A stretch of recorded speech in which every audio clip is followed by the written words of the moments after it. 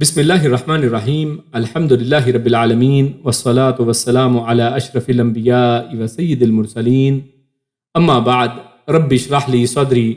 ویسر لی امری واحلل عقدۃ من لسانی یفقہوا قولی ربنا زدنا علما اللہم فقہنا فی الدین۔ آج ہم انشاءاللہ سورۃ المائدہ کا ترجمہ اور مختصر تفسیر پڑھیں گے، اور آج کی جو آیات ہمارے زیر مطالعہ رہیں گی وہ آیت نمبر 3 اور 4 دو آیات ہم انشاءاللہ پڑھیں گے۔ اور ان آیات کے اندر جو ہمارے سامنے موضوعات ہیں ان کا تعلق اصل میں حلال اور حرام کے ساتھ ہے، یعنی اس کا جو اگر میجر جائزہ لیں تو حلال و حرام کے ساتھ ان کا تعلق ہے، جس میں سب سے شروع میں اللہ رب العزت نے حرام جانوروں کا تذکرہ کیا ہے کہ وہ کون کون سے ہیں، اور اس کے بعد ان کی حرمت، یعنی حرام جانوروں کی حرمت کی جو بعض ڈیفرنٹ صورتیں ہو سکتی ہیں، ڈیفرنٹ کنڈیشنز ہو سکتی ہیں، ان کا بیان کیا ہے۔ پھر اس کے بعد اس سے اگلی آیت میں اللہ رب العزت نے جو حلت کا بیان کیا ہے، یعنی حلال ہونا، اور حلال ہونے کے لیے ایک بنیادی قاعدہ اللہ رب العزت نے ایک اصول اور ضابطہ، ایک رول وہ دے دیا ہے، اور اسی کے اندر اللہ رب العزت نے پھر آخر میں جو جانور جن کو سکھایا جاتا ہے شکار کے لیے، جو شکار کو پکڑ کے لاتے ہیں، ان کے پکڑے ہوئے شکار کے حوالے سے ان کی جو حلت ہے، ان کے حلال ہونے کو اللہ رب العزت نے بیان کیا ہے۔ تو درس کا آغاز کرتے ہیں اپنے پہلے ٹاپک سے۔ اعوذ باللہ من الشیطان الرجیم۔ حرمت علیکم المیتۃ والدم ولحم الخنزیر وما اہل لغیر اللہ بہ والمنخلقۃ والموقوذۃ والمتردیۃ والنطیحۃ وما اکل السبع الا ما ذکیتم وما ذبح علی النصب وان تستقسموا بالازلام ذالکم فسق اليوم یئس الذین کفروا من دینکم فلا تخشوهم واخشونی اليوم اکملت لکم دینکم واتممت علیکم نعمتی ورضیت لکم الاسلام دینا فمن اضطر فی مخمصۃ غیر متجانف لإثم فإن اللہ غفور رحیم۔ تو ان آیات کے اندر اب اس کا ترجمہ ہم دیکھ لیتے ہیں ان آیات کا۔ تو اللہ رب العزت نے ارشاد فرمایا، حرمت حرام کر دی گئی ہیں یا حرام کر دیا گیا ہے، علیکم تم سب کے اوپر، المیتۃ، تو یہ پہلی چیز جو حرام کی گئی ہے اس کا ذکر اللہ نے فرمایا المیتہ، یعنی جو میت ہو جائے، اردو میں ہم لفظ استعمال کرتے ہیں جو مردار ہو، جو مر چکا ہو، تو مرے ہوئے مردار جانور کو اللہ رب العزت نے حرام کر دیا ہے۔ والدم، دوسری چیز جو حرام کی گئی ہے وہ ہے خون، دم خون کو کہتے ہیں، اور یہ بھی لفظ اصل میں اردو میں استعمال ہم کرتے ہیں، دم لینا اور دم بھرنا، یہ ہم لفظ استعمال کرتے ہیں۔ اور اسی طرح وَلَحْمُ الْخِنزِيرِ، اور لحم خنزیر کا، لحم گوشت کو کہتے ہیں اور خنزیر سور کو کہا جاتا ہے، اور خنزیر کا گوشت، یہ تین چیزیں اللہ نے فرمایا کہ تمہارے لیے مردار اور خون اور سور کا گوشت یہ حرام کر دیا گیا ہے۔ وَمَا أُحِلَّ لِغَيْرِ اللَّهِ، اور یہ جو شروع میں بات کی کہ تمہارے اوپر مردار حرام کیا گیا، تو یہ ہو سکتا ہے کہ اصل میں تو جانور وہ کوئی حلال جانور ہو لیکن مر گیا، مردار ہو گیا تو اب وہ حرام ہو گیا۔ اسی طرح کسی چاہے حلال جانور کا کوئی خون ہے لیکن خون حرام کر دیا اللہ رب العزت نے۔ اور اسی طرح لحم الخنزیر، یہ جانور بذات خود حرام ہے،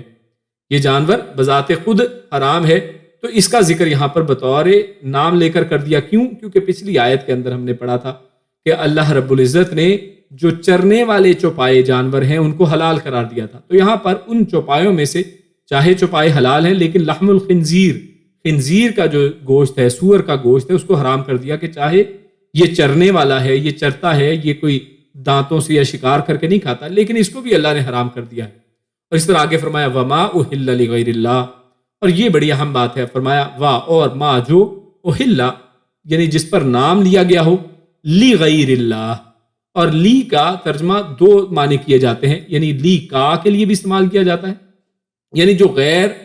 کا نام لے کر ذبح، یعنی جس غیر کا نام لے کر جس کو یعنی چھوڑا گیا ہو، یا جس کے اوپر غیر کا نام لیا گیا ہو، یا پھر جو غیر کے نام کے لیے ہو، یعنی کسی غیر کے لیے اس کو استعمال کیا گیا ہو، کیونکہ لی کا اصل معنی لیے ہوتا ہے، یعنی جس کو نام لیا گیا ہے لی غیر اللہ، اللہ کے نام کے علاوہ، یعنی جس کو اللہ کی خاطر نہیں بلکہ اللہ کے علاوہ کی خاطر چاہے ذبح کیا گیا ہے، چاہے اس کی خاطر اس کو صدقہ خیرات کیا گیا ہے، یعنی جس کو بھی اللہ کے علاوہ کے لیے کیا گیا ہے، یا پھر جس پر اللہ کے نام لینے کے بغیر اس کی بجائے کسی اور کا نام لیا گیا ہے، تو یہ چیز بھی چاہے وہ خود سے حلال جانور ہے، چاہے گائے بھینس بکری ہو جو حلال جانور ہے، لیکن اگر اس کے اوپر اللہ کے نام کے علاوہ کا نام لے لیا، یا پھر اس کو اللہ کے علاوہ کے لیے ذبح کر دیا گیا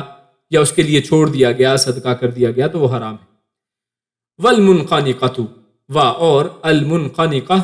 منخنقہ، یہ اب جانوروں کی آگے 5 مختلف قسمیں بتائی گئی ہیں کہ ان کی موت کی 5 مختلف سچویشنز بتائی جا رہی ہیں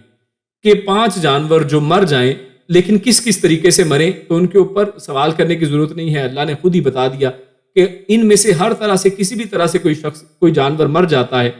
تو وہ حرام کہلائے گا۔ ان میں سے پہلی چیز المنخنقہ، ایسا جانور جو گلا گھٹ کر مر جائے، جس کا گلا گھٹ کر، چاہے خود رسی میں پھنس کے گلا گھٹ گیا یا کسی نے گلا گھوٹ کر مار دیا، تو دونوں میں سے کچھ بھی ہو، چاہے جان بوجھ کر مار دیا جائے یا خود بخود بیچارہ حادثے کا شکار ہو، لیکن گلا گھٹ کر مر جائے تو وہ بھی حرام، اللہ نے حرمت اس کے اوپر بھی کر دیا۔ اسی طرح والموقوذۃ، دوسرے نمبر پہ وہ جانور جو چوٹ لگ کر مرے، اور یہ چوٹ لگنا یعنی چاہے خود اس کی کسی چیز سے ٹکر لگ گئی، اور یا چاہے کسی نے اس کے اوپر لاٹھی سے یا کسی پتھر سے وار کیا اور اس کو مار دیا، تو کوئی بھی صورت ہو، چوٹ لگ کر اگر مر جاتا ہے تو یہ بھی حرام ہو جائے گا۔ اسی طرح والمتردیۃ، تیسرے نمبر پہ اللہ رب العزت نے فرمایا اور وہ جو اوپر سے گر کر مرے، یعنی کسی اونچی جگہ سے گرا، گرنے کی وجہ سے مر گیا، تو یہ بھی جانور جو ہے، ایسا جانور اگر وہ مر جاتا ہے تو وہ حرام ہو جائے گا۔ اسی طرح والنطیحۃ، اور النطیحہ، نطیحہ جو سینگ لگ کر مرے، یعنی کسی جانور کو کسی دوسرے جانور کا سینگ لگ گیا، چاہے وہ لڑائی کے ذریعے سے لگ جائے یا پھر ویسے اکٹھے کسی تنگ جگہ پر کھڑے رہنے یا بندے رہنے کی وجہ سے، تو جو سینگ لگنے سے مر جائے تو وہ بھی اصل میں حرام ہو گیا۔ اور 5ویں چیز اللہ نے فرمائی وما اکل السبع، اور اور ما جسے اکلا کھا لیں السبع درندے، یعنی جسے درندے کھا لیں، جیسے شیر، چیتے اور بھیڑیے اور اسی طرح سے کتے وغیرہ، اگر کوئی کسی حلال جانور کو بھی کھا لیتے ہیں، چیر پھاڑ کر دیتے ہیں اس کی، تو یہ سب 5 جو قسمیں اللہ نے یہاں پر بتائی ہیں، جن میں سب سے پہلے گلا گھٹ کر مرے، چوٹ لگ کر مرے، اوپر سے گر کر مرے، سینگ لگ کر مرے، یا پھر جسے درندے پھاڑ کھائیں، تو یہ سب اصل میں حرام ہیں۔ لیکن آگے اللہ رب العزت نے ایک سہولت والا معاملہ کر دیا۔ اللہ فرماتا ہے الا ما ذکیتم، الا سوائے یا مگر، ما جسے یا جو، ذکیتم، زکی یہ تزکیہ کرنا، ہم اردو میں لفظ استعمال کرتے ہیں تزکیہ، یعنی اپنا جیسے جانچ کرنا، اپنے آپ کو پاک کرنا۔ اسی طرح زکوٰۃ کا لفظ بولا جاتا ہے، زکوٰۃ کا بھی مطلب یہی ہوا کرتا ہے کہ مال کو پاک کر دیا جائے، تو یہاں پر وہی لفظ ہے زکیتم، ما زکیتم، جسے تم سب پاک کر لو۔ اور پاک کرنے سے مراد کیا ہے؟ یعنی ورنہ تو یہ جانور جو ہیں وہ پاک نہیں ہیں، وہ نجس جانور ہیں اگر وہ مر گئے ہیں تو، لیکن اللہ نے فرمایا کہ مگر جس کو تم پاک کر لو، تو یہاں پر اس سے مراد کیا ہے؟ جس کو تم اس کے مرنے سے پہلے ذبح کر لو۔ یعنی یہی جو 5 چیزیں آئی تھیں، کیا تھی؟ کہ گلا گھٹ کے مر گیا، یعنی ابھی مرا نہیں ہے، گلا گھٹ گیا ہے اور مرنے والا ہے لیکن ابھی مرا نہیں، اگر آپ اس سے مرنے سے پہلے ذبح کر لیتے ہیں تو وہ حلال ہو جائے گا، جائز ہو جائے گا اس کا کھانا۔ اس طرح چوٹ لگ کر اگر گر گیا ہے اور مرنے والا ہے لیکن مرنے سے پہلے، یعنی یہ 5 کی 5 چیزوں کے اوپر یہ اللہ کا اطلاق ہے کہ ان 5 میں سے کسی بھی سچویشن میں اگر وہ مرنے کے قریب ہے اور ابھی مرا نہیں، آپ نے اسے ذبح کر لیا ہے بسم اللہ اللہ اکبر کہہ کے، تو پھر تو ٹھیک ہو گیا، پھر وہ پاک ہو گیا۔ لیکن اگر ایسا نہیں ہے، اگر وہ اسی حالت میں مر جاتا ہے تو اس کے بعد آپ اس کو ذبح نہیں کر سکتے، اس کو کھا نہیں سکتے ہیں۔ آگے فرمایا وما ذبح علی النصب، و اور ما جو ذبح ذبح کیا گیا ہو، اور وہ جانور بھی اب آگے اللہ فرما رہا ہے حرام ہے کہ جس کو ذبح کیا گیا ہو، علی النصب، علی اوپر، النصب نصب کے اوپر، تو نصب کہتے ہیں اصل میں کوئی جہاں پر کوئی نشان لگا دیا گیا ہو، یعنی جیسے آج کل آپ ان کو آستانے کہہ سکتے ہیں، مختلف قبریں ہیں، مختلف دریا ہیں اور مختلف اسی طرح کے ڈیرے ہیں یا بزرگوں کی قبریں ہیں، تو ایسی ساری چیزیں جو ہیں علی النصب کے اندر آتی ہیں، جہاں پر بھی کوئی خاص نشان لگا کر لوگوں نے کسی کی نشانی اور نام پہ لوگ کوئی جگہ مخصوص کر رکھی ہے۔ تو اللہ فرماتا ہے وما ذبح علی النصب، کہ جس کو بھی کسی نسب میں سے کسی کے اوپر ذبح کیا جاتا ہے تو وہ بھی حالانکہ اچھا حلال جانور تھا، چاہے آپ نے بسم اللہ اللہ اکبر کہہ کے پڑھا ہے، کہہ کر ذبح کیا ہے، لیکن اگر وہ کسی آستانے کے اوپر، کسی درگاہ کے اوپر، کسی قبر کے اوپر، کسی دریا کے اوپر، کسی شجر جو خاص درخت ہے کہ جی فلاں بزرگ نے یہاں پر بڑی عبادت کی تھی، وہاں پر ذبح کیا تو وہ بھی حرام ہوگا۔ وَأَن اور ان یہ کہ تستقسموا بالازلام، اور اللہ نے آگے پھر ایک ڈیفرنٹ کنڈیشن، یہاں پر ایک ڈیفرنٹ چیز بھی بیان کر دی ہے جس کا ایک لحاظ سے ان کے ساتھ تعلق بھی بنتا ہے، وہ یہ کہ وہ بھی حرام ہے کہ جو تستقسموا، جن پر تم سب قسمت معلوم کرو، یعنی قسمت معلوم کرنے کے لیے جو تم استعمال کرو، کیا چیز؟ بالازلامی،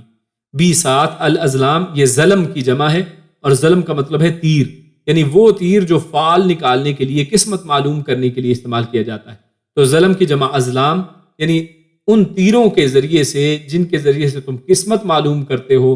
تو وہ بھی اللہ رب العزت نے اس طرح قسمت معلوم کرنا اور ان تیروں کے ذریعے سے یا لاٹری کے ذریعے سے تو ان کو بھی حرام قرار دے دیا ہے۔ ذالکم فسق، اور اللہ رب العزت نے آخر میں کیا فرمایا کہ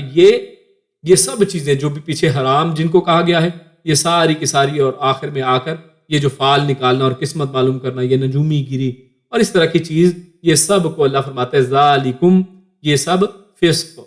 یہ گناہ کے کام ہیں، یہ فسق ہیں، یہ گناہ کے کام ہیں۔ اگر کوئی ایسا کرتا ہے تو گناہ میں ملوث ہے۔ الیوم یئس الذین کفروا، آگے اللہ فرماتا ہے الیوم، آج کے دن، یعنی ٹوڈے، آج، یئس، مایوس ہو گئے ہیں، الذین، وہ لوگ جو، کفروا، جنہوں نے کفر کیا، من دینکم، من سے دینکم، تمہارے دین، آج کے دن وہ سب جنہوں نے کفر کیا تمہارے دین سے مایوس ہو گئے ہیں کہ وہ اب اس کا اصل میں مقابلہ نہیں کر سکتے ہیں۔ فلا تخشوہم، لہذا یا پھر تو، لا، نہ، تخشوہم، تخشو، تم خشیت اختیار کرو، ہم، ان کی، اور تم ان سے نہ ڈرو، وخشونی، اور تم مجھ سے ہی ڈرو۔ تو اللہ نے فرمایا کہ تم ان سے نہ ڈرو کیونکہ وہ تو خود مایوس ہو گئے ہیں، اب تمہارے دین کا غلبہ دیکھ کے اب ان کی اپنی امیدوں کے اوپر پانی پھر گیا ہے، اب ان کی کوئی چال چلنے والی نہیں ہے، تو لہٰذا تم مجھ سے ڈرو، ان سے نہ ڈرو۔ الیوم اکملت لکم دینکم، الیوم، آج کے دن، اکملت، میں نے مکمل کر دیا ہے۔ اکمل، یہ وہی کامل، اردو میں بھی ہم لفظ استعمال کرتے ہیں کامل ہونے کا، کسی چیز کا مکمل ہونا۔ اکملت، میں نے مکمل کر دیا ہے، لکم، تمہارے لیے، دینکم، تمہارا دین، یعنی آج میں نے یہ تمہارا دین یعنی اسلام، اس کو تمہارے لیے مکمل کر دیا ہے۔ وَأَتْمَمْتُ، اور اتممت، میں نے تمام کر دی ہے، تمام اس چیز کو کہتے ہیں کہ جس کے بعد کسی چیز کی گنجائش نہیں ہے۔ وَأَتْمَمْتُ، اور میں نے پوری کر دی ہے، علیکم، تمہارے اوپر، نعمتی، اپنی نعمت،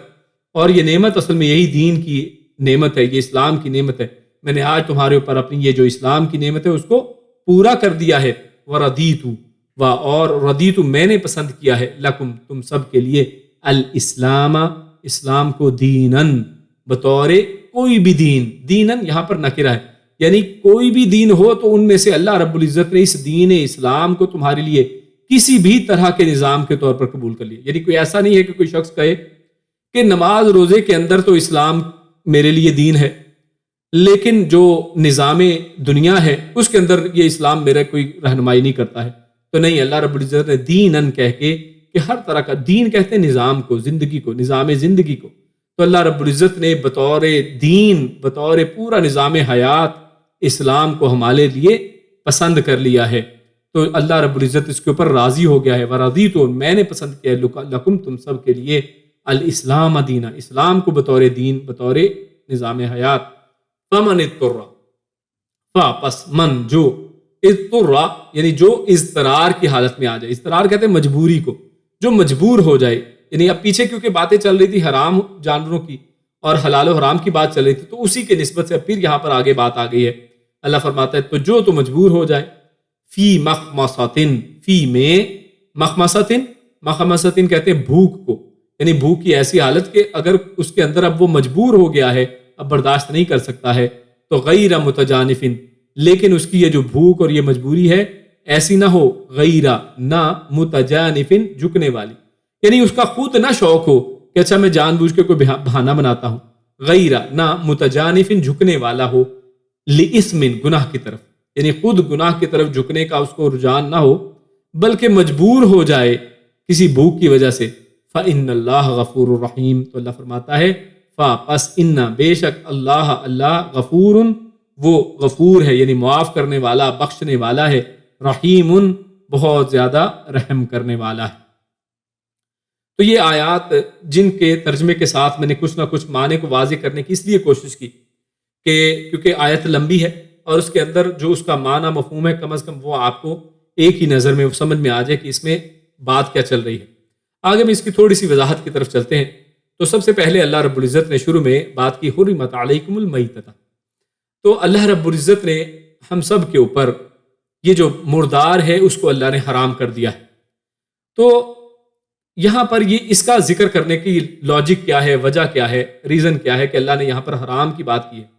تو اصل میں پچھلی آیت کے اندر ہم پڑھ آئے تھے کہ یہاں پر اللہ رب العزت نے کہا تھا کہ تمہارے لیے تمام چوپائے، تمام جانور جو ہیں بہیمۃ الانعام وہ حلال کر دیے گئے ہیں، الا ما یتلی علیکم، سوائے ان کے کہ جن کے بارے میں اللہ تمہیں پڑھ کے بتا دے، یعنی جن کی تلاوت تم پر کر دی جائے، جن کا حکم آگے آ جائے گا، ان کو چھوڑ کر سب چیزیں حلال ہیں۔ تو اس کا مطلب یہ ہے کہ وہ جو چیزیں جن کو چھوڑ کر سب کو حلال کیا گیا تھا، اب یہاں پر ان چیزوں کا ذکر کیا جا رہا ہے۔ تو اصل میں وہ جو وہاں پر بات تھی الا ما یتلی علیکم، کہ جن کو تلاوت کر کے اللہ نے بیان کیا ہے، جن کو قرآن حدیث کے اندر وضاحت کی گئی ہے، یہاں پر اصل میں ان چیزوں کی وضاحت اس آیت کے اندر آ رہی ہے جو ہم نے ابھی پڑھی ہے۔ تو اس آیت میں ان کا ذکر ہے۔ تو المیتہ جیسے ہم نے شروع میں بات کر دی کہ یہ مردار کو کہتے ہیں، کہ مردار جو ہے اللہ نے اس کو حرام کر دیا ہے۔ لیکن ایک جنرل قاعدہ یاد رکھ لیں کہ عموماً جتنے بھی قواعد ہوتے ہیں ان کے اندر ایک چیز اہم ہوتی ہے، وہ یہ کہ قواعد کے اندر کوئی نہ کوئی ایکسیپشن ضرور ہوا کرتی ہے، اور یہ ایکسیپشن کوئی عالم، کوئی مفتی، کوئی امام وہ اپنی طرف سے نہیں بنا سکتا، بلکہ یہ ایکسیپشن بھی اللہ رب العزت ہی کی طرف سے ہوا کرتی ہے، اور اللہ رب العزت کی طرف سے جو منسوب جو اللہ رب العزت نے انبیاء بھیجے ہیں اور رسول جو بھیجے ہیں، اور رسول کا معنی ہی یہ ہے کہ جو پیغام لے کر آئے، تو رسول اللہ صلی اللہ علیہ وسلم نے جو ایکسیپشن دی ہے اصل میں وہی ایکسیپشن ہے۔ یعنی ایسا نہیں کہ آج کوئی شخص اٹھے اور کسی بھی چیز کو حلال یا حلال کو حرام یا حرام کو حلال کہہ دے، کیونکہ ایسا کام کرنے والے کون تھے؟ یہودی اور عیسائی تھے، کہ جن کے علماء جو ہیں وہ اللہ کی حلال کردہ چیزوں کو کہتے تھے تم پر حرام ہے، اور جو اللہ کی حرام کردہ چیزیں ہوتی تھیں ان کو اپنے فتوے سے حلال کر لیتے تھے۔ تو ایسا اسلام کے اندر کوئی، بلکہ ان کے اندر بھی نہیں تھا، لیکن ان لوگوں نے خود سے حد سے تجاوز کی۔ تو اسلام کے اندر یہ بات بڑی کلیئر ہے کہ رسول اللہ صلی اللہ علیہ وسلم وہ اللہ کے بھیجے ہوئے ہیں، اور جس نے اللہ کے رسول ما آتاکم رسول فخذوہ، اللہ رب العزت نے خود فرمایا کہ اللہ کے پیارے رسول جو آپ کو دیں اس کو لے لو۔ اور اسی طرح اللہ نے قرآن میں دوسری جگہ فرمایا کہ اللہ کے رسول کی اطاعت در حقیقت اللہ ہی کی اطاعت ہے۔ تو لہٰذا یہاں پر کوئی شخص یہ اس غلط فہمی میں نہ رہے کہ اللہ نے جب ان کو حرام قرار دے دیا ہے میتہ کو، تو رسول اللہ کون ہوتے ہیں؟ تو میرے بھائیو، رسول اللہ صلی اللہ علیہ وسلم وہی تو ہوتے ہیں کہ جو اس دین کو ہم تک پہنچانے والے ہیں۔ رسول اللہ صلی اللہ علیہ وسلم ہی تو ہیں کہ جو اس قرآن کریم کو ہم تک پہنچانے والے، اس کی باتوں کو ہمارے سامنے سمجھانے والے، ان کو بیان کرنے والے، اور اس کے اندر جو بیان اجمال کے طور پہ اس کو خاص کرنے والے ہیں۔ تو رسول اللہ صلی اللہ علیہ وسلم نے یہاں پر کچھ ایکسیپشن بتائی ہیں جو ہمارے سامنے مسند احمد ابن ماجہ اور یہ احادیث جن کو علامہ البانی نے صحیح بھی کہا ہے، ان احادیث کے اندر ہمارے سامنے بات یہ آتی ہے کہ اللہ رب العزت نے جو مردار کا لفظ کہا ہے تو یہ سب مردار کے لیے ہے، سوائے ایکسیپشنل چند چیزوں کے جن کا اللہ کے نبی نے ذکر فرما دیا۔ اور وہ کیا ہیں؟ رسول اللہ نے فرمایا کہ ہمارے لیے 2 مردار اور 2 خون حلال کر دیے گئے ہیں۔ یعنی یہاں پر بات کیا تھی؟ المیتۃ والدم، کہ مردار اور خون حرام ہے، اور یقیناً وہ سب خون اور مردار حرام ہیں سوائے اس کے کہ جن کا اللہ کے نبی نے ذکر کر دیا ہے۔ اور وہ کون سے ہیں؟ 2 مردار ہیں اور 2 خون ہیں جن کو اللہ کے نبی فرما رہے ہیں کہ وہ حلال ہیں۔ وہ کون سے ہیں؟ مردار جو 2 ہیں وہ تو مچھلی اور ٹڈی ہیں۔ مچھلی اور ٹڈی جو ہے، لوکسٹ وغیرہ جو آج کل ہم دیکھتے بھی ہیں یہاں پر سعودی عرب میں، آپ دیکھتے ہیں کہ پورا ایسے آسمان ان سے بھر جاتا ہے، تو وہ ٹڈی جو بڑی بڑی ٹڈیاں آپ مکہ مدینہ کے اندر بھی بعض اوقات دیکھتے ہیں، تو وہ ٹڈی اور اسی طرح مچھلی یا سمندر کا جو جانور ہے جس کو مچھلی کہا جاتا ہے، تو جو سمندر کے یا پانی سے باہر زندہ نہ رہ سکے، تو ان دونوں کو اللہ کے نبی صلی اللہ علیہ وسلم نے کیا فرمایا ہے کہ یہ حرام نہیں ہے بلکہ یہ ہمارے لیے حلال ہیں مسلمانوں کے لیے، کیونکہ ان میں وہ جو دم ہے دم مسفوح نہیں، یعنی بہنے والا خون نہیں ہوتا. ہم مچھلی کو کاٹیں تو اس طرح خون نہیں بہتا جیسے گائے کو کاٹیں تو کتنی دیر خون بہتا رہتا ہے. تو لہٰذا اللہ کے نبی صلی اللہ علیہ وسلم نے ان کو حلال اور جائز قرار دیا ہے. اور اسی طرح خون جگر اور تلی، دو خون جو حلال قرار دیے وہ کون سے؟ ایک جگر یعنی جگر کو، اور تلی کو یعنی لیور کو، اور اسی طرح تلی کو جو کھانا ہے یہ بھی حلال ہے. یہ دونوں خون ہیں لیکن یہ حلال ہے. اس طرح آگے چلتے ہیں. اللہ فرماتا ہے وما اہل لغیر اللہ بہ، تو یہاں پر لغیر اللہ یعنی غیر اللہ کے لیے، یہ کہہ کر اس سے پتہ چلا کہ اللہ کا نام چاہے لیا بھی ہو اس کے اوپر، لیکن اگر وہ غیر اللہ کے لیے ہے، جیسے آج بہت سے لوگ کیا کرتے ہیں کہ دودھ ہے، اب دودھ حلال ہے لیکن کس کا ہے جی؟ 11ویں والے کے نام کا ہے، اس کے لیے ہے یہ. اسی طرح یہ دیگ ہے، دیگ کے اندر چاول پکے ہیں، اس کے اندر کھانے کی ساری حلال چیزیں ہیں، مرغی ہے، گوشت ہے، لیکن کس کے لیے ہے؟ غیر اللہ کے لیے، فلاں بزرگ کے لیے، یا امام حسین کے نام کی دیگ ہے جناب، یہ فلاں جو پکوان پکائے یہ فلاں امام کے نام پہ ہے، یا فلاں بزرگ کے نام پہ ہے، فلاں قبر کے نام پہ ہے. تو جس کو بھی لغیر اللہ، جس اللہ کے نام کے علاوہ جس کے نام کے لیے اگر کسی کو مخصوص کیا گیا ہے، جس کی نسبت اللہ کے بجائے کسی اور کے ساتھ کی گئی ہے، تو اللہ نے اس کو بھی حرام قرار دے دیا ہے. اور اہم بات یہ کہ یہاں پر اس کے ذبح کی بات نہیں کی ہے کہ صرف ذبیحہ حرام ہے، بلکہ اہل لغیر اللہ، جس پر غیر اللہ کا نام لیا گیا ہے، غیر اللہ کے نام کے علاوہ کسی اور کے نام پہ جس کو چاہے ذبح کیا جائے، چاہے چھوڑا جائے، چاہے اس کی نسبت صرف کر دی جائے، تو وہ سارے ایسے کھانے، ایسے پکوان، ایسے ذبیحے، ایسی تمام چیزیں اس ضمن میں آ جائیں گی کہ ان کو بھی اللہ نے حرام قرار دیا ہے. آگے اللہ نے وہ جو 5 چیزیں جن کا ہم نے تفصیل سے پہلے بھی ذکر کیا ہے، ان کا اللہ نے ذکر کر دیا کہ مرنے کی وہ جو 5 مختلف شکلیں ہیں، گلا گھوٹ کر مرے، چوٹ لگ کر مر جائے، اوپر سے گر کر مر جائے، سینگ لگ کر مر جائے، یا پھر جسے درندے مار کھائیں. تو یہ 5 چیزیں یہاں پر حلال جانوروں، یعنی چاہے یہ جانور حلال ہیں لیکن وہ مر گئے ہیں، اور مرنے کی اللہ نے یہ 5 صورتیں بیان کر دی ہیں. تو جب وہ ان 5 صورتوں میں سے کسی بھی صورت میں مر جاتا ہے تو وہ جانور چاہے حلال ہو پہلے،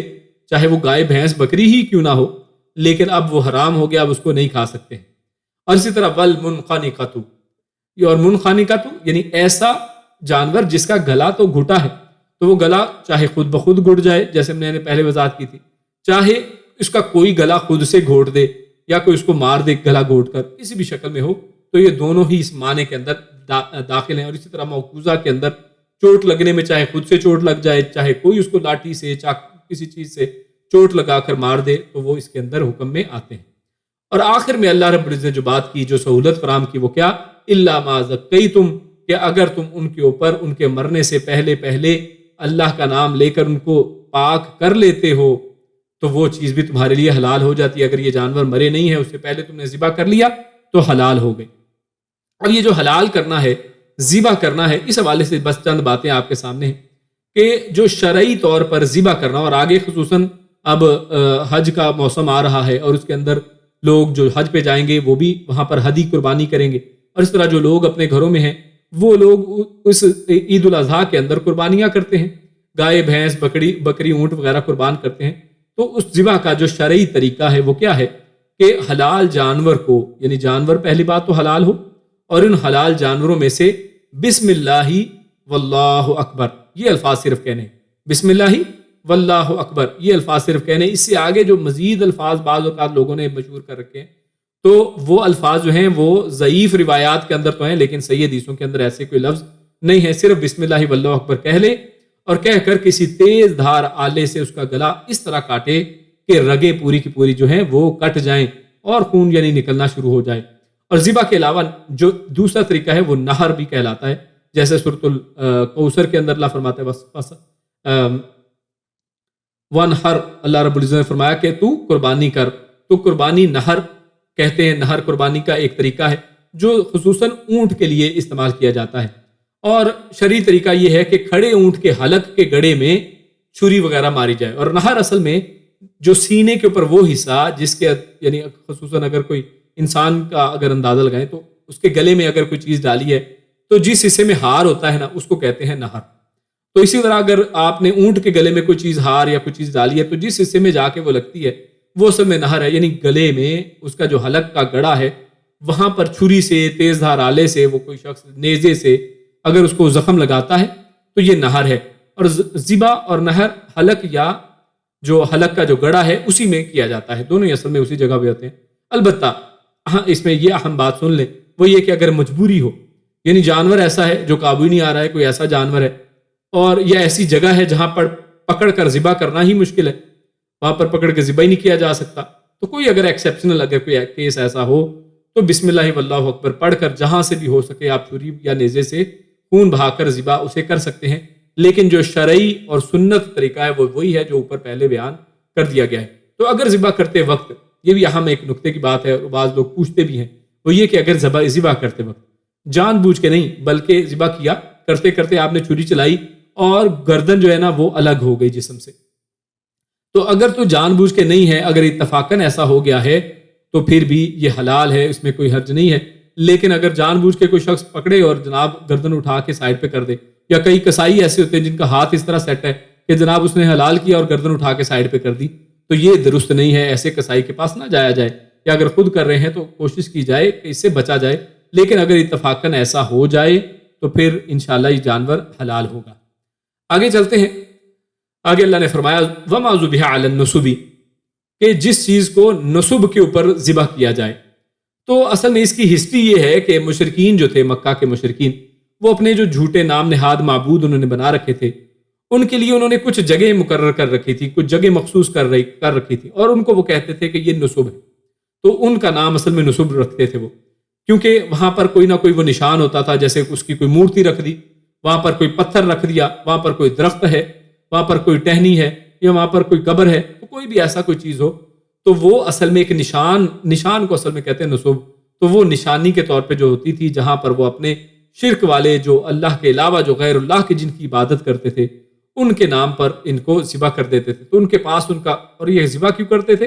تاکہ ان کے پاس ذبح کریں گے تو یہ اللہ کے ہمیں قریب کر دیں گے، یہ ہم سے خوش ہو جائیں گے، تو یہ آگے ہماری دعاؤں کو، ہماری مشکل کشائی میں اللہ رب العزت کے سامنے ہمارا وسیلہ بنیں گے۔ تو جو آج بہت سے مسلمانوں کا بھی اسی طرح کا ایک غلط قسم کا عقیدہ ہے، تو اصل میں یہی مشرکین کا بھی عقیدہ تھا کہ ان کے پاس ان کا قرب حاصل کرنے کے لیے جانور ذبح کرتے تھے، جنہیں غیر اللہ کی نسبت کی وجہ سے حرام اللہ نے قرار دے دیا ہے، چاہے ان پر اللہ کا نام لے لیا جائے، لیکن اگر اس جگہ پر ذبح کر دیا جہاں پر کوئی نصب ہے، جہاں پر کوئی غیر اللہ کی نشانی ہے، تو یہ حرام ہو جائے گا، جس کی دلیل ہمارے سامنے ابو داؤد کی حدیث ہے کہ ثابت بیان کرتے ہیں کہ رسول اللہ صلی اللہ علیہ وسلم کے زمانے میں ایک شخص نے نظر مانی کہ وہ بوانا، یعنی یہ جگہ کا نام ہے کہ بوانا پر اونٹ نہر کرے گا۔ وہ رسول اللہ صلی اللہ علیہ وسلم کے پاس آیا اور کہا کہ میں نے بوانا مقام پر ایک اونٹ نہر کرنے کی نظر مانی تھی۔ تو رسول اللہ صلی اللہ علیہ وسلم، نبی اکرم صلی اللہ علیہ وسلم نے فرمایا کہ کیا وہاں ایام جاہلیت کے انصاب استانوں میں سے کوئی استان تھا؟ اب غور کریں، یہ نہیں کہہ رہے کہ ہے۔ رسول اللہ صلی اللہ علیہ وسلم نے ان سے پوچھا کہ کیا کسی زمانے میں وہاں پر جہاں پر آپ نے بوانا کا نام لیا ہے، وہاں پر کوئی جاہلیت کے زمانے میں کوئی وہاں پر آستانہ تھا، کوئی استھان تھا، کسی کے نام پر کوئی نسب تھا، وہاں پر نسب میں سے کوئی ایک چیز تھی؟ اب چاہے نہ بھی ہو لیکن کسی زمانے میں تھی؟ لوگوں نے کہا نہیں۔ تو آپ نے پھر ایک اور کویسچن پوچھا، آپ نے مزید پوچھا کہ کیا وہاں مشرکین کی عیدوں، یعنی عید کہتے ہیں وہ چیز جو بار بار آئے، یعنی جن کو ہم پنجابی اردو میں میلہ کہتے ہیں، تو یعنی انہوں نے کہا کہ جو مشرکین کی عیدوں میں سے کوئی عید تھی، وہاں پر کوئی ہر سال کوئی میلہ لگتا ہو، کوئی عید لگتی ہو؟ تو لوگوں نے کہا کہ نہیں، کہ بوانا کے مقام پہ ایسا بھی کچھ نہیں ہے۔ تو آپ نے فرمایا کہ اپنی نظر پوری کرو، یعنی دو چیزوں کی پہلے گارنٹی لی ہے پھر اس کو اجازت دی ہے۔ اس سے پتہ چلتا ہے کہ اگر کہیں پر کسی زمانے میں بھی کوئی ایسی جگہ معروف ہے جہاں پر پہلے کسی زمانے میں بت پرستی تھی، کوئی اس طرح کا کام تھا، تو وہاں پر کسی جانور کا ذبح کرنا وہ درست نہیں ہے۔ یا جہاں پر کوئی عید میلہ لگتا تھا تو اس جگہ پر آپ اگر ایک اللہ کی بھی عبادت کرنے، اصل میں ایک اللہ کی خاطر بھی ذبح کرنے گئے ہیں، تو لوگ اصل میں وہاں پر کنفیوز ہو سکتے ہیں، لوگ سمجھ سکتے ہیں کہ شاید ہو سکتا ہے آپ تو اللہ کی خاطر ہی کر رہے ہوں، پیچھے حکمت یہ ہے کہ، لیکن لوگ یہ سمجھیں گے کہ شاید یہ بھی اسی بزرگ کی عزت کے اندر، تکریم کے اندر، اس کے قرب کی خاطر ذبح کر رہا ہے، تو اللہ کے نبی صلی اللہ علیہ وسلم نے اس راستے ہی سے منع کر دیا۔ آگے فرمایا وَأَن تَسْتَقْسِمُوا بِالْأَزْلَامِ، کہ اللہ رب العزت یہاں پر حرام چیزوں کا ذکر کرتے ہوئے پھر جو تیر ہیں جن سے قسمت معلوم کی جاتی ہے ان کو بھی حرام قرار دیا۔ اور یہ اصل میں چند تیر تھے جو یہ حبل، جو ان کا ایک بہت بڑا بت تھا، اس کے پاس انہوں نے رکھے ہوتے تھے خانہ کعبہ کے اندر، اور خانہ کعبہ میں ابراہیم اور اسماعیل علیہ السلام کی جو تصویریں تھیں ان کے ہاتھوں میں بھی انہوں نے تصویریں بنائی تھی کہ یہ انہی تیروں کو تھامے ہوئے ہیں، یعنی ان کے ساتھ ایک غلط اور جہالت کی اور شرک کی نسبت انہوں نے اس سے بھی باز نہیں آئی کہ ابراہیم اور اسماعیل علیہ السلام کے ساتھ بھی کی، بلکہ لوگ اپنے ساتھ اپنے بیگ کے اندر اپنے تھیلے کے اندر بھی رکھتے تھے. جیسے سراقہ اللہ کے نبی صلی اللہ علیہ وسلم کا جب پیچھا کرتا ہوا گیا تو اس کے بھی تھیلے کے اندر یہ تھے، اور اس نے وہاں سے اس وقت بھی قسمت معلوم کرنے کی کوشش کی کہ میں آگے جاؤں یا نہ جاؤں، کیا کروں. تو ہوتا یہ تھا کہ ان میں سے تین قسم کے تیر تھے. کسی پر لکھا ہوتا تھا کہ افعل یعنی کر، کسی پہ لکھا ہوتا تھا کہ لا تفعل یعنی کہ نہ کرو، اور کوئی تیر خالی ہوتا تھا. تو جو تیر نکلتا تھا، اگر نکلتا کہ افعل کرو تو وہ کام کر لیتے تھے، اگر نکلتا لا تفعل تو نہیں کرتے تھے، اگر خالی نکلتا تو دوبارہ یہ پروسیس کرتے، دوبارہ تیروں کا ایسے چھانٹی کرتے. تو یہ اصل میں وہی طریقہ ہے جیسے آج کے لوگ فال نکلواتے ہیں کہ طوطا جناب پتہ نکالے اور اس پتے کے اوپر کیا لکھا ہے، کام کرنا ہے نہیں کرنا وغیرہ وغیرہ. تو اس طرح کے جو کام، جو شرکیہ کام ہے قسمت معلوم کرنے کے، یہ سارے اصل میں دھوکہ فراڈ ہے. اللہ کے رسول صلی اللہ علیہ وسلم نے ان سے منع کیا، اللہ رب العزت نے قرآن میں ان سے منع کر دیا ہے کہ اس طرح کی جو چیزیں ہیں قسمت معلوم کرنے کے لیے، جیسے تیر نکالنا وغیرہ، تو یہ سب چیزیں جائز نہیں ہیں. تو اس قسم کے جتنے بھی کام ہیں، چاہے فال ہو، چاہے استخارہ ہو، آج استخارہ بھی اسی انداز میں کیا جاتا ہے. کہتے کہ جناب استخارہ، حالانکہ اللہ کے نبی نے تو سکھایا کہ آپ خود نماز پڑھیں اور 2 رکعت نماز پڑھنے کے بعد استخارے کی دعا اللہ سے مانگے تو اللہ رب العزت آپ کو اس کام میں آسانی پیدا کر دے، یا آپ کا دل اس کام کے اوپر جما دے اگر وہ آپ کے حق میں اچھی ہے. تو یہ اللہ سے ایک مشاورت ہے. لیکن لوگوں نے اس کو بھی بزنس بنا لیا. اب لوگ آپ کے حصے کا استخارہ کرتے ہیں کہ جناب آپ ہمیں بتائیں اپنا مسئلہ، ہم آپ کے لیے استخارہ کریں گے، اور آپ کو کہیں گے کہ جناب خواب میں مجھے نظر آیا کہ تم کر دو، اور خواب میں نظر آیا کہ تم نہ کرو. تو یہ وہی والی اصل میں چیز ہے جو جیسے ازلام کے ساتھ یہ لوگ کیا کرتے تھے. تو ایک تو اس کا معنی یہ کیا گیا ہے. دوسرا اس کا معنی جو قرطبی رحمہ اللہ نے کیا ہے وہ یہ کہ یعنی جوئے کے تیروں سے ذبح شدہ گوشت کے حصے تقسیم کرنا، کیونکہ اس سے پیچھے جو بات چل رہی ہے وہ ذبیح اور حرام حلال جانوروں کی چل رہی ہے. تو اس کے ساتھ نسبت اگر اس کو دیکھی جائے تو یہ کہ یہ لوگ اسی طرح قسمت معلوم کرتے کہ جناب اس بندے کو دینا ہے یا نہیں دینا، یہ گوشت تقسیم کس کو کرنا ہے کس کو نہیں کرنا. تو گوشت کے حصے معلوم کرنے کے لیے وہ ان تیروں کے ساتھ اس کا سہارا لیتے تھے، اور اس میں سے کسی کا حصہ نکل آتا، کوئی محروم رہ جاتا. اور آج غور کریں کہ یہ کس کے ساتھ ہوتا ہے کہ ایک حصہ ہے سب لوگوں کا اس کے اندر، لیکن کس کو حصہ ملے گا کس کو نہیں ملے گا یہ لاٹری کے اندر آج ہمارے سامنے ہوتا ہے. لاٹری میں بھی یہی کام کیا جاتا ہے کہ حالانکہ سب لوگوں نے پیسے ڈالے ہیں، اور لیکن لاٹری کسی ایک کی نکل آئے گی ان میں سے، اور ایک کا 1 لاکھ کا انعام نکل آیا، حالانکہ دیے 10 ریال تھے، اور کسی نے 10 ریال دیے اس کے 10 بھی گئے. تو یہی جوئے اور لاٹری کے اندر یہ ساری چیزیں ہوتی ہیں. تو اللہ نے فرمایا ذالک فسق، کہ یہ اصل میں گناہ کے کام ہیں. آگے چلتے ہیں. اللہ رب العزت نے فرمایا الیوم یئس الذین کفروا، کہ آج کے دن جو لوگ ہیں، یہ جو کفار ہیں، یہ مایوس ہو چکے ہیں. کیوں؟ کیونکہ اسلام کی حکومت، اب اسلام اس طرح غالب ہو چکا ہے، دشمنوں کی کمر ٹوٹ چکی ہے. اور اسی لیے، اور حضرت عائشہ کی ہم نے حدیث شروع میں پڑھی تھی کہ یہ سورۃ المائدہ کیونکہ آخری دور میں، مدنی دور میں نازل ہوئی ہے، اور وہ فرماتی ہیں کہ یہ آخری صورت ہے اور اس کے اندر جو احکامات حلال اور حرام کے ان کو لے لو. تو لہٰذا یہ اس دور کی آیت ہے کہ جب اسلام بڑا مستحکم ہو گیا ہے، اسلام کا ڈنکا ہر طرف بجتا ہے اور دشمن جو ہے ان کی کمر ٹوٹ گئی ہے. تو اللہ رب العزت نے فرمایا کہ آج ان دشمنوں کی کمر ٹوٹ چکی ہے، وہ اس دین کی وجہ سے اب وہ مایوس ہو گئے ہیں، یعنی وہ اب کبھی بھی آپ کو نیچا نہیں دکھا سکتے ہیں. تو لہٰذا کیا کرنا ہے؟ فلا تخشوہم واخشونی، تو ان سے بالکل نہیں ڈرنا ہے. تو یہاں پر جو لفظ خشیت ہے یہ بڑا اہم ہے. یہ جو خشیت ہے، ایک ہوتا ہے ڈرنے کے لیے لفظ، خوف کا لفظ بھی عربی کا لفظ ہے، اور اسی طرح رہبہ وہ بھی عربی کا لفظ ہے، لیکن ان کی جگہ پر یہاں پر تخشوہم، خشیہ کا لفظ استعمال کیا گیا ہے. اور یہ بھی جان لیجئے کہ یہ جو خوف ہے، اللہ کا ڈر جو ہے، اللہ کا خوف، چاہے وہ خوف کے لفظ کے ساتھ ہو، رہب کے ساتھ ہو یا خشیہ کے ساتھ ہو، یہ سارے کے سارے خوف جو ہیں یہ بھی عبادات میں سے ہیں. یعنی اللہ کا خوف کھانا یہ بھی عبادت ہے. کوئی شخص کوئی کام نہیں کرتا، لیکن کوئی کسی غلط کام کے لیے آگے بڑھنے لگا، رک گیا. کیوں؟ کیونکہ اس کے دل میں اللہ کا خوف پیدا ہو گیا. تو حالانکہ اس نے دیکھے کچھ بھی نہیں کیا ہے، لیکن صرف رکا، اللہ کا خوف اس کے دل میں آیا، تو یہ اصل میں اس کی عبادت ہے. تو اللہ سے ڈرنا یہ بھی اصل میں ایک عبادت ہے. لہٰذا اللہ کے علاوہ کسی کا خوف جو جائز نہیں ہے، کیونکہ اگر انسان اللہ کے علاوہ کسی اور سے ڈرتا ہے کہ جناب فلاں شخص میری روزی روٹی چھین لے گا، فلاں شخص جناب میری زندگی کے فیصلے کرے گا، تو میرے بھائیوں اگر کسی شخص کے اندر ایسا خوف ہے جو اللہ کے ساتھ خاص ہے تو یہ جائز نہیں ہے، حرام ہے، بلکہ شرک کی شکل میں بھی آتا ہے. اور دوسری اہم بات یہ کہ خشیت یہ جو لفظ ہے یہ عام خوف نہیں ہے، بلکہ یہ عام سے خاص خوف ہے، اور اس کا ذکر اللہ رب العزت نے قرآن میں علماء کے ساتھ خاص کیا ہے کہ یعنی یہ جو خشیت ہے عام لوگ نہیں کھاتے ہیں، یعنی اللہ کا یہ جو ڈر ہے، اس طرح کا ڈر جو خشیت کے معنی میں آتا ہے، یہ عام لوگ نہیں کرتے ہیں بلکہ یہ علماء کرتے ہیں۔ یعنی جتنی اللہ رب العزت کی معرفت زیادہ ہوگی، جتنا اللہ کے بارے میں، اللہ کے دین کے بارے میں، قرآن و سنت کے بارے میں زیادہ علم ہوگا، انسان اتنا ہی اللہ سے ڈرتا چلا جائے گا۔ اللہ نے قرآن میں فرمایا انما یخشى اللہ من عبادہ العلماء، سورۃ الفاتر آیت نمبر 28 میں اللہ فرماتا ہے کہ اللہ تعالیٰ سے اس کے وہی بندے زیادہ ڈرتے ہیں جو علم رکھتے ہیں، تو اس کا تعلق علماء کے ساتھ اللہ نے جوڑ دیا ہے، تو یہ بڑی بات ہے۔ آگے فرمایا الیوم اکملت لکم دینکم، تو طارق بن شہاب رضی اللہ تعالیٰ عنہ بیان کرتے ہیں کہ ایک یہودی نے عمر بن خطاب رضی اللہ تعالیٰ عنہ سے کہا کہ آپ اپنے یعنی اس قرآن میں سے ایک ایسی آیت پڑھتے ہیں کہ اگر ہم یہودیوں کی کتاب میں یہ آیت نازل ہوئی ہوتی تو ہم اس کے نزول کے دن کو عید بنا لیتے، یعنی ہم اس کے اوپر بڑا فرحت محسوس کرتے، اس کو عید بناتے۔ آپ نے فرمایا کون سی آیت؟ تو اس نے یہی آیت پڑھی جو ہم پڑھ رہے ہیں، الیوم اکملت لکم دینکم، کہ آج ہم نے اس دین کو مکمل کر دیا ہے۔ تو یہ سن کر عمر رضی اللہ تعالیٰ نے فرمایا کہ ہم اس دن اور جگہ کو جانتے ہیں، یعنی ہمارے لیے عیدیں تو وہی دو عیدیں ہیں، ایک جو وہی چھوٹی عید اور بڑی عید جن کو ہم کہتے ہیں، دین میں نئی نئی عیدیں ہم ایجاد نہیں کرتے ہیں، بلکہ ہم اس دن کو کسی اور طریقے سے جانتے ہیں۔ اور انہوں نے فرمایا کہ جب یہ آیت رسول اللہ پر نازل ہوئی تھی، آپ 9 ذی الحجہ کو عرفہ میں تھے، یعنی یہ وہ کون سا دن ہے؟ 9 ذی الحجہ کا دن ہے، یعنی عرفہ کا دن، جس دن حاجی مقام عرفات میں ہوا کرتے ہیں، 9 ذی الحجہ۔ تو پچھلے پہر کا وقت تھا جب یہ آیت نازل ہوئی اور جمعۃ المبارک کا دن تھا، تو انہوں نے کہا کہ ہم تو اس دن کو یہ سمجھتے ہیں، تو ہم اس دن عید نہیں مناتے ہیں۔ ہاں یہ آیت بڑی عظیم آیت ہے۔ تو دین کو مکمل کر دینے سے مراد یہاں پر کیا ہے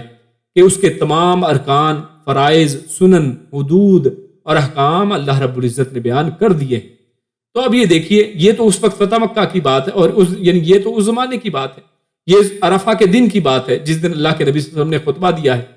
لیکن آج ہمارے سامنے تو دین بالکل مکمل ہو چکا ہے، قرآن ہمارے سامنے مکمل، احادیث کی شکل میں پورا احادیث کا ذخیرہ رسول اللہ صلی اللہ علیہ وسلم کی سنتوں کی شکل میں مکمل ہے، تو لہٰذا احکام سب بیان ہو چکے ہیں، اور کفر و شرک کا خاتمہ کر کے اس نعمت کو اللہ نے مکمل کر دیا ہے۔ آج کوئی ڈاؤٹس نہیں ہے، اگر کوئی شخص قرآن و سنت کو تھام لے تو کوئی ڈاؤٹس باقی نہیں بچتے ہیں۔ یہ سوالات صرف انہی کے دلوں میں ہیں کہ جو قرآن و سنت کو اصل میں گہرائی کے ساتھ نہیں دیکھتے ہیں، جو قرآن و سنت کی طرف رجوع نہیں کرتے ہیں، بلکہ اپنے مفروضے، اپنے خیالات، اپنے فلسفے کی پیروی کرتے ہیں۔ تو اب دین میں جو حرام ہونا تھا یا حلال ہونا تھا وہ ہو چکا، اب اگر کوئی اس میں تبدیلی یا اضافہ کرے گا یا نئی چیز نکالے گا، وہ دین نہیں ہو سکتی ہے۔ بندہ کوئی آج کہے کہ جناب 1400 سال ہو گئے اسلام، اب اس کی تجدید کی ضرورت ہے، اب جناب اسلام کے جو پرانے اصول ہیں آج تو نہیں چلتے ہیں، تو میرے بھائیو یہ خام خیالی ہے، یہ درست بات نہیں ہے۔ یہ دین مکمل ہو چکا ہے، اس میں ہر چیز کی بنیاد اللہ نے مقرر فرما دی ہے، اسی سے ہم نے رہنمائی لینی ہے۔ اور اگر کوئی شخص اس دین میں، کیونکہ اللہ نے جب فرما دیا کہ دین مکمل ہو گیا، اللہ نے جب فرما دیا کہ اکملتو اور اتممتو، 2 لفظ فرمائے ہیں کہ میں نے مکمل بھی کر دیا ہے اور پورا بھی کر دیا ہے، یعنی اب اس کے بعد کیا گنجائش بچتی ہے؟ پھر بھی اگر وہ دین کے اندر کوئی نیا راستہ نکالتا ہے تو اسی کو بدعت کہتے ہیں، جو سراسر گمراہی ہے۔ رسول اللہ صلی اللہ علیہ وسلم نے ارشاد فرمایا من احدث فی امرنا ھذا ما لیس منہ فہو رد، کہ جو ہمارے اس امر میں، یعنی آج جو ہم حکم دے رہے ہیں، اور وہ احکامات کیا ہیں؟ قرآن و حدیث کے سنت کے احکامات ہیں۔ تو آج جو ہمارے اس امر میں کوئی نئی چیز شروع کرے گا، جو احدث، جو نئی بات کرے گا، نئی بات اور نیا کام شروع کرے گا جو اس میں نہیں ہے، کیا فرمایا؟ احدث فی امرنا ھذا ما لیس منہ، جو اس کے اندر نہیں ہے، آج نہیں ہے، فہو رد، لیکن کل کو وہ بنا لیتا ہے، تو فرمایا فہو رد، کہ وہ جتنا مرضی کرتا رہے، وہ رد کر دیا جائے گا، وہ مردود ہے، اس کو قبول نہیں کیا جائے گا۔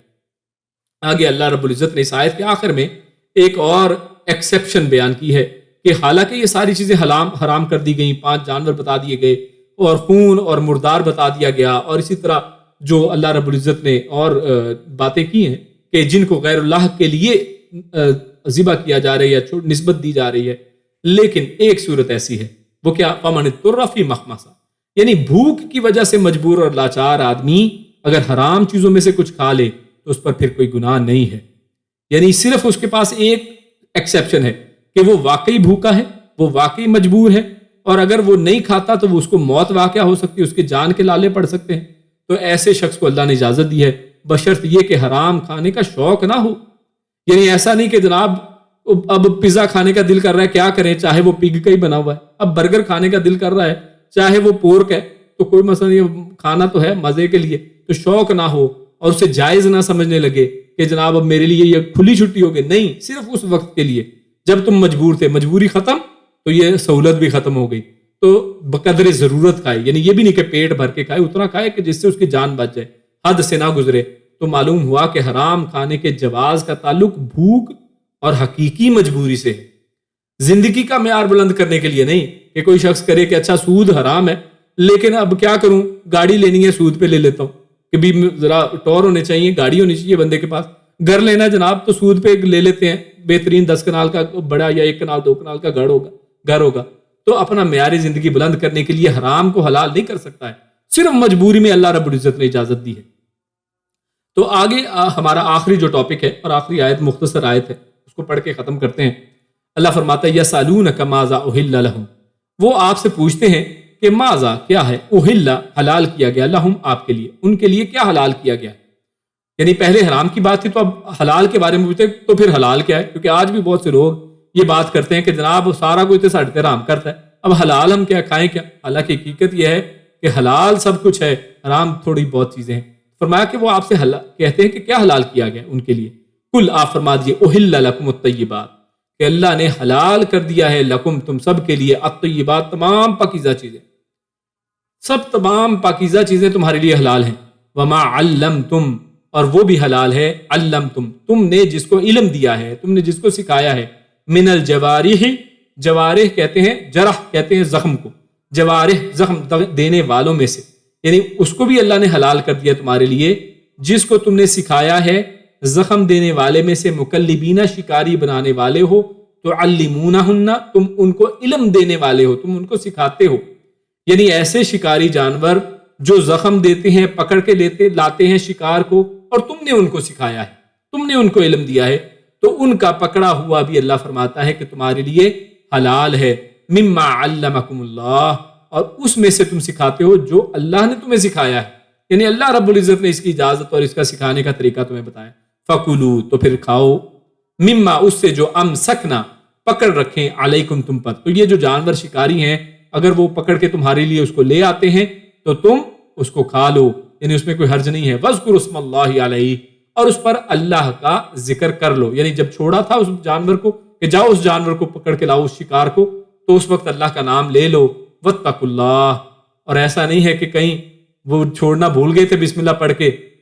اللہ کا نام لے تو پھر کہو کہ اچھا کوئی گل نہیں, اب کون دیکھ رہا ہے, تو نہیں, ایسا نہیں ہے. واتقوا اللہ, اللہ سے ڈرتے رہو, اللہ تو دیکھ رہا ہے. ان اللہ سریع الحساب, بے شک اللہ تعالیٰ بڑا جلد ہے حساب لینے میں, بڑی جلدی کرنے والا ہے. یعنی اللہ کے لیے تمہارے لیے 100 سال 1000 سال ہوں گے, اللہ رب العزت جیسے ہی تمہاری موت ہوئی حساب اسی وقت ہو جانا ہے. یسألونک ماذا احل لہم, تو اللہ رب العزت فرماتے ہیں وہ آپ سے حلال کے بارے میں پوچھتے ہیں.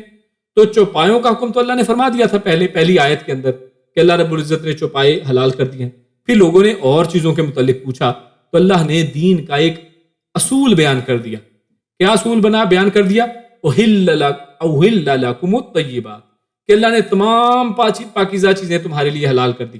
اور فقہ میں بھی یہ ایک اصول کے طور پر مانا جاتا ہے کہ ہر چیز کی اصل اباحت ہے, یعنی جائز ہے. یعنی ہر چیز, کوئی پوچھے نا کہ آپ سے یہ حلال ہے یا حرام, تو اصل میں ہر چیز حلال ہے سوائے اس کے کہ جس کو اللہ نے یا اللہ کے رسول نے حرام قرار دیا. تو وہ چند چیزیں ہیں جن کا گنتی کے ساتھ ذکر ہے, ورنہ آپ اگر گرنا شروع کریں انگلیوں کے اوپر تو آپ کی انگلیاں اتنی نہیں ہے, انسان کاؤنٹنگ اتنی نہیں کر سکتا جتنی اللہ رب العزت نے حلال چیزوں کی فہرست بنائی ہے. حرام تو چند چیزیں بیان کی ہیں, یعنی کھانے پینے کی تمام پاکیزہ چیزیں, صاف ستھری چیزیں وہ حلال ہیں. لہٰذا رسول اللہ صلی اللہ علیہ وسلم نے جو چیزیں حرام فرمائیں اس سے پتہ چلتا ہے کہ وہ پاکیزہ نہیں ہیں, کیونکہ جتنی پاکیزہ تھی ان کو اللہ نے حلال قرار دے دیا.